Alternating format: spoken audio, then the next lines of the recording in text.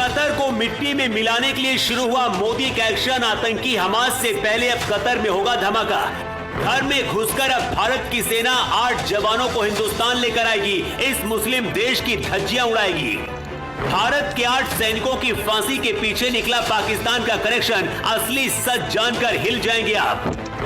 भारतीय सेना के 8 जवानों को फांसी की सजा देने वाले कतर को अब भारत मिट्टी में मिलाने की तैयारी में लग गया है। खुद मोदी ने दिल्ली में एक इमरजेंसी मीटिंग बुलाई और उसके बाद पूरी दुनिया में खलबली मच गई।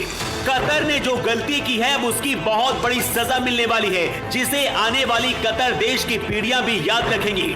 1 साल पहले अगर भारत ने गलती नहीं की होती तो शायद कतर की इतनी ज्यादा हिम्मत नहीं होती कि वो हिंदुस्तान के 8 पूर्व सैनिकों को फांसी की सजा सुना देता। लेकिन देर से ही सही मोदी सरकार ने एक्शन शुरू कर दिया है और अब आतंकी हमास से पहले लगता है कि कतर नक्शे से गायब हो जाएगा। खुद को पाकिस्तान का छोटा भाई बताने वाले कतर ने वही गलती कर दी जो भारत चाहता था।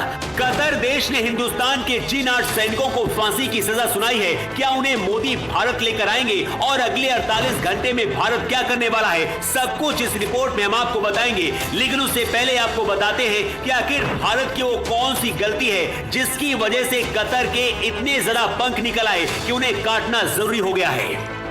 मुस्लिम देश कतर की जिस अदालत ने भारत के 8 पूर्व सैनिकों को फांसी की सजा सुनाई है, आरोप है कि सभी 8 लोग इजराइल के लिए जासूसी कर रहे थे। लेकिन कतर के पास ना तो कोई सबूत है और ना ही कोई गवाह। सीधे भारत से दुश्मनी का बदला लेने के लिए चुपचाप 8 लोगों को फांसी की सजा सुना दी। लेकिन अब हम आपको जो बताने जा रहे हैं उसके बाद आप भी यही कहेंगे कि भारत के गलती की वजह से ही कतर की इतनी ज्यादा हिम्मत हो गई कि वो भारत के 8 नेवी सेना के अधिकारियों को फांसी की सजा उसने सुना दी। नूपुर शर्मा मामले में कतर के सामने झुककर भारत ने जो गलती की थी उसी का परिणाम है कि कतर को इतना हौसला मिल गया कि वो भारत की बात नहीं सुन रहा है। नूपुर शर्मा विवाद तो आपको याद ही होगा, जब पैगंबर पर एक टिप्पणी की वजह से बवाल मच गया था। बाद में कतर के दबाव में नूपुर शर्मा पर एक्शन लेकर हमने साबित कर दिया कि हम कतर को तवज्जो देते हैं। कतर ने भारत के तत्कालीन उपराष्ट्रपति वेंकैया नायडू के डिनर को रद्द कर दिया था, जो उस समय उस देश के मेहमान थे। भारत का दुश्मन कतर वही मुस्लिम देश है जिसने भारत के भगोड़े जाकिर नाइक को अपने देश में सम्मान दिया था। लेकिन भारत सिर्फ देखता रहा और इसी का नतीजा है कि कतर की इतनी ज्यादा हिम्मत हो गई कि बिना सबूत के भारत के 8 पूर्व सैनिकों को गिरफ्तार करके फांसी की सजा सुना दी।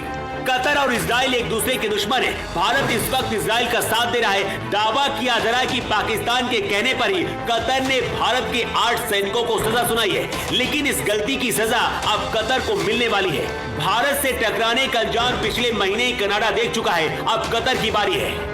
30 लाख से भी कम आबादी वाले कतर देश में 10,000 से ज्यादा भारतीय कामगार हैं। अगर भारत ने अपनी सेवाएं बंद कर दी तो कतर के परखच्चे उड़ जाएंगे।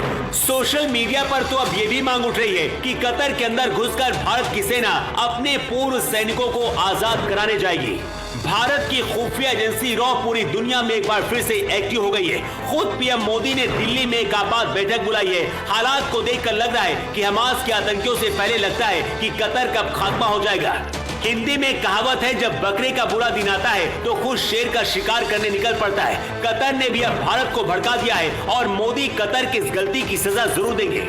भारत के 8 पूर्व सैनिकों को जिस तरह से कतर ने फांसी की सजा सुनाई है उसे लेकर आप क्या कहना चाहेंगे और भारत को अब क्या करना चाहिए? अपनी राय आप कमेंट बॉक्स में लिखकर जरूर दें। Bureau report.